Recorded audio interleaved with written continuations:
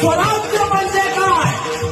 स्वराज्य म्हणजे शिवछत्रपती शिवाजी महाराजांच्या आत्मविश्वासाने मावळ्यांच्या रक्तरंजित पराक्रमाने उभं झाले हे राज्य म्हणजे आहे स्वराज्य.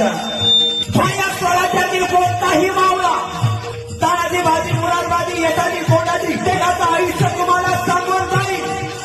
मातीसाठी कसं मरावं आणि या स्वराज्यासाठी कसं जगावं.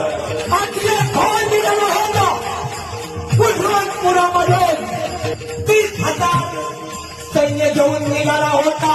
तो याच नाशिक प्रांतात येणार होता. नाशिक प्रांतात असणारा कण्हेरा गड, ज्या कण्हेरा गडावर दिले खान चालून येणार होता. येणारी फौज 30,000, मावळे गडावर फक्त 700. दिले खान म्हणजे कोणी साधा नव्हता. हत्ती जीवन बरोबर राजा पायगडा 1,000 हाती